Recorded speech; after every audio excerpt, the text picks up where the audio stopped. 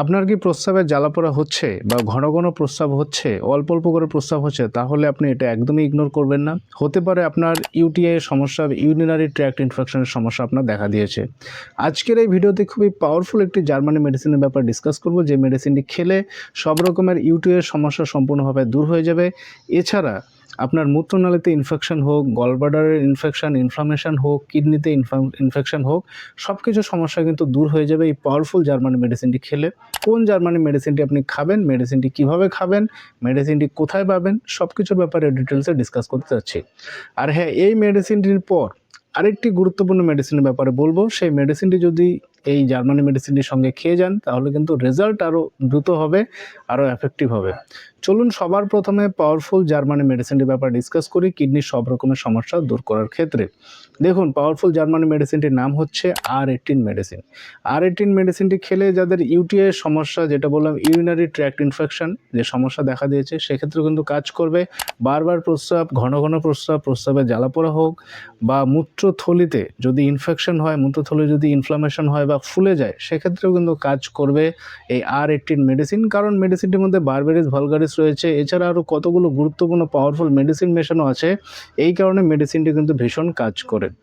এছাড়া এই R18 মেডিসিনটি খেলে যাদের কিডনিতে স্টোন হয়েছে, কিডনিতে যাদের পাথর হয়েছে, সেই পাথরও কিন্তু সম্পূর্ণভাবে দূর হয়ে যাবে এই R18 মেডিসিনটি খেলে। তো খুবই পাওয়ারফুল মেডিসিন, খুবই কার্যকরী মেডিসিন এই R18 মেডিসিন খেলে। সো ফ্রেন্ডস, চলুন এবার R18 মেডিসিনের খাবার নিয়মের ব্যাপারে জানি। মেডিসিনটি আপনাকে কিভাবে খেতে হবে।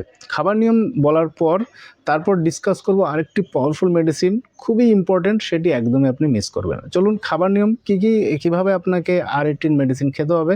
খাবার নিয়ম হচ্ছে মোটামুটিভাবে 10 ml জলে 15 ফোঁটা দিয়ে দিনে 3 বার, খাবার আধ ঘন্টা আগে বা খাবার আধ ঘন্টা পর আপনি খাবেন। 10 ml নর্মাল জল নেবেন, সেই জলের মধ্যে R18 মেডিসিন আপনি ঢালবেন। 10 থেকে 15 ফোঁটা ঢালবেন, ঢেলে দিনে 3 বার খাওয়ার আগে বা খাওয়ার পর আপনাকে কিন্তু খেতে হবে।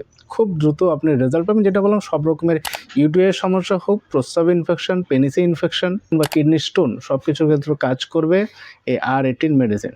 নেক্সট যে পাওয়ারফুল মেডিসিন যেটা সঙ্গে খেতে হবে, সেটা হচ্ছে বারবেরিস ভলগারিস মাদার টিংচার। এটি সঙ্গে খেতে পারেন, নাও খেতে পারেন, খেলে আরও বেশি রেজাল্ট হবে।